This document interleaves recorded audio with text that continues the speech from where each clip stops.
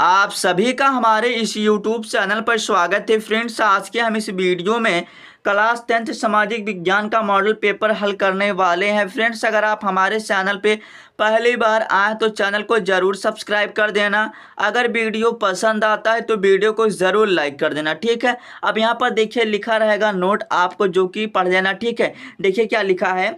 का यह प्रश्न पत्र दो खंडों में बटा है, ठीक है। का और खा में क्या है, विभाजित है। उसके बाद कह रहा कि सेकंड पॉइंट, खंड का के मतलब खंड का में ना 20 बहुविकल्पीय प्रश्न है, ठीक है। उसके बाद जो खंड खा है उसमें क्या हमारा, उसमें वर्णात्मक प्रश्न मतलब आपको वहां पर लिखना पड़ेगा, ठीक है। जो हमारा खंड का है उसमें आपको 20 बहुविकल्पीय प्रश्न मिलेगा और उसको क्या करना, आपको OMR शीट पर ध्यान से भरना है, ठीक है। उसके बाद यहाँ पर देखिए हमारा खंड का स्टार्ट होता तो यहाँ से आपको पहले 20 बहुविकल्पीय दिया जाएगा जो कि आपको OMR शीट पर भरना है, ठीक है। तो फ्रेंड, अगर आप ना लास्ट तक वीडियो को देख लेते हैं तो यहाँ से आपका बहुत ही प्रश्न तैयार हो जाएगा। मतलब 20 प्रश्न है, मतलब जितने सारे प्रश्न हैं बहुत ही ज़्यादा मोस्ट इंपॉर्टेंट प्रश्न है। तो इसलिए आपको क्या करना, वीडियो को लास्ट तक अच्छी तरह से देख लेना, ठीक है। अब यहाँ पर देखिए फ्रेंड्स, मैंने बताया कि अगर 20 बहुविकल्पीय प्रश्न है ना तो एक विकल्प का अगर आप ये विकल्प सही कर देते हैं तो आपको 1 नंबर मिलेगा, ठीक है। तो यहाँ पर देखिए पहला प्रश्न क्या कह रहा है, फ्रांस की क्रांति में मुख्य भूमिका किस वर्ग की थी, ठीक है। मतलब जो फ्रांस की क्रांति हुई थी उस क्रांति में सबसे अधिक जो भूमिका थी किस लोगों ने निभाया था, ठीक है। तो मध्यम वर्ग लोगों ने निभाया था। देखिए फ्रेंड, मैं यहाँ पर ना ऐसे नहीं पढ़ूंगा। ए ऑप्शन कृषक वर्ग की, बी ऑप्शन कुलीन वर्ग, फिर सी ऑप्शन मध्यम वर्ग, फिर डी ऑप्शन मजदूर वर्ग। तो ऐसे पढ़ने से कोई फायदा नहीं है, ठीक है। जो आंसर सही है बस हम उसी को टिक करके आगे बढ़ेंगे, ठीक है। और इससे बारे में जो भी कॉन्सेप्ट रहेगा मैं आपको बताता चलूंगा, ठीक है।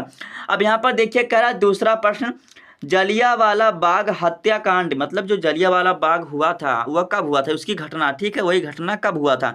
तो यहाँ पर ये जो हुआ था 13 अप्रैल 1919 ईसा को, ठीक है। इस भी ऐसा बोलिए, बस आपको इतना ध्यान रखना कि 13 अप्रैल 1919 को। तो फ्रेंड, जितने सारे प्रश्न है ना इस मॉडल पेपर में आपको ना एकदम अच्छी तरह से तैयार कर लेना, ठीक है। अगर आप फ्रेंड मेरा बात मानते हैं तो यहाँ से ना अगर 20 बहुविकल्पीय है तो मैं ये नहीं कहूँगा कि 20 बहुविकल्पीय यहीं से मिलेंगे, लेकिन आपको यहाँ से लगभग 4 या 6 मिल सकते हैं, ठीक है। अगर 4 और 6 मिल जाते हैं एक ही वीडियो से तो आपका बहुत ही फायदा होगा, ठीक है। अब यहाँ पर देखिए तीसरा प्रश्न क्या कह रहा है, मानव अधिकार दिवस कब मनाया जाता है, ठीक है। तो जो मानव अधिकार जो दिवस है ये 10 दिसंबर को मनाया जाता है, जो कि हमारा बी वाला ऑप्शन सही हो जाएगा, ठीक है।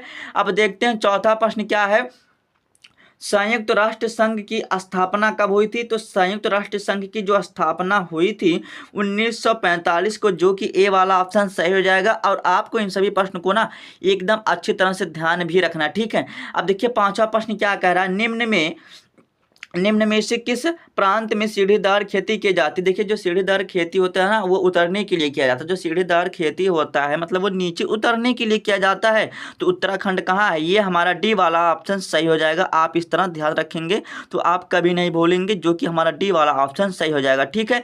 अब यहाँ पर देखिए छठवां प्रश्न क्या है, चिपको आंदोलन किससे संबंधित था, ठीक है। तो चिपको जो आंदोलन था वह संबंधित था हमारा वन से, ठीक है। तो वन संरक्षण हो जाएगा, ठीक है। तो हमारा बी वाला ऑप्शन सही हो जाएगा, ठीक है। अब देखते हैं सातवां प्रश्न क्या कह रहा है, देश के कुल विद्युत उत्पादन में जल विद्युत का उत्पादन कितने प्रतिशत है, ठीक है। तो यहाँ पर हमारा डी वाला ऑप्शन सही हो जाएगा, जो कि 22% है, ठीक है।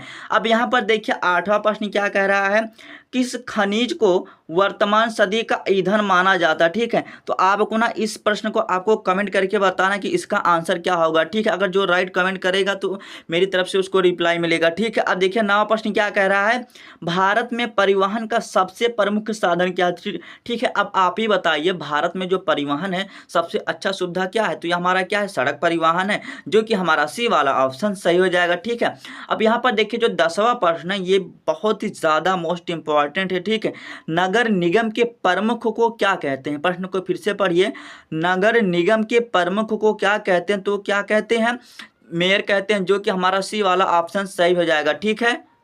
अब यहाँ पर देखिए फ्रेंड्स लिखा कि 11वां प्रश्न, देखिए 11वां प्रश्न क्या है, जीडीपी का मतलब क्या है, जीडीपी एक क्या है आपको बताना है।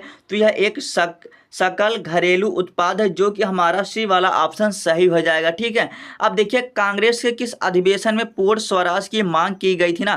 फ्रेंड्स ये जो प्रश्न है ये मैप में भी भरने वाला आता है। ठीक है फ्रेंड्स, मैं आपको ना 10 ऐसा प्रश्न बता दूंगा मैप से संबंधित कि आपको और कहीं से पढ़ने की आवश्यकता नहीं पड़ेगी, और जितने भी सारे प्रश्न वो बोर्ड एग्जाम में हर साल पूछे जाते हैं। अगर मैं जितना प्रश्न बताऊंगा, अगर आप उन सभी प्रश्नों को तैयार कर लेते हैं तो आपको मैपिंग में भरने में कोई दिक्कत नहीं होगी। ठीक है, तो प्रश्न देखते हैं क्या कह रहा था। कांग्रेस के किस अधिवेशन में पूर्ण स्वराज की मांग की गई थी। तो बंबई में किया गया था या लाहौर में, किस में किया गया था, तो हमारा लाहौर में किया गया था। ठीक है, तो हमारा क्या हो जाएगा, ए वाला ऑप्शन सही हो जाएगा। ठीक है, अब देखते हैं 13वां प्रश्न, संयुक्त राष्ट्र संघ का मुख्यालय कहाँ है। तो संयुक्त राष्ट्र जो संघ का मुख्यालय है वो हमारा न्यूयॉर्क में। ठीक है, तो आपको ये भी प्रश्न ध्यान रखना। ठीक है, अब देखिए कपास की खेती के लिए कौन सी मिट्टी उत्तम है। अब देखिए फ्रेंड यहाँ पर ना ये प्रश्न कहने का मतलब, इस प्रश्न के कहने का मतलब क्या है, जो कपास की खेती के लिए मिट्टी तो सभी उपयुक्त होती है, लेकिन अधिक मतलब कौन सी इसकी सबसे फेवरेट मिट्टी है। ठीक है, बस इतना समझो।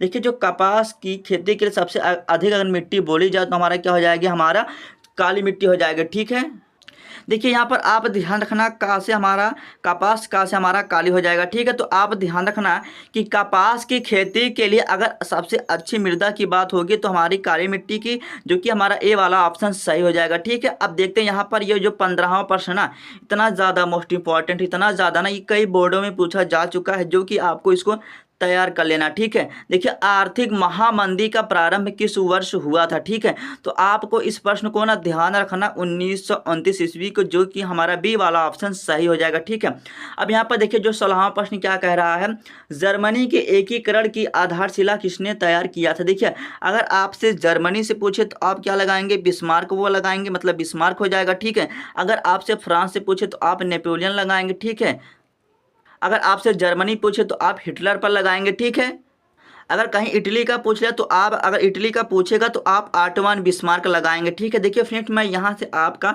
4-5 विकल्प बता दिया, जो कि हमारा एक ही विकल्प से। ठीक है, अब देखते हैं आगे का प्रश्न।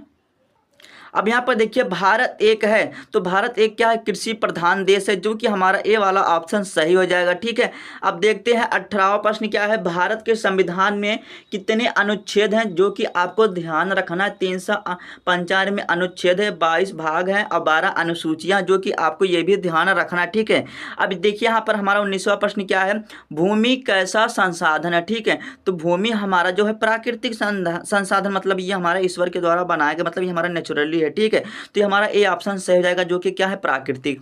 अब यहाँ पर देखिए 20वां प्रश्न क्या कह रहा है, निम्न में कौन सा संभावी संसाधन। देखिए फ्रेंड इस संभावी का ना कहने का हम अर्थ समझ ले। देखिए संभावी क्या होता है, जैसे हमारा पास कोई संसाधन है तो उसके हम भविष्य के लिए प्रयोग नहीं करते, जिससे हमारा मतलब जो भी पर्यावरण उस पर नुकसान ना हो। ठीक है, तो यहाँ पर हमारा क्या हो जाएगा, पवन ऊर्जा है, जो कि हम इसका उपयोग ज़्यादा नहीं करते हैं। ठीक है, पवन ऊर्जा।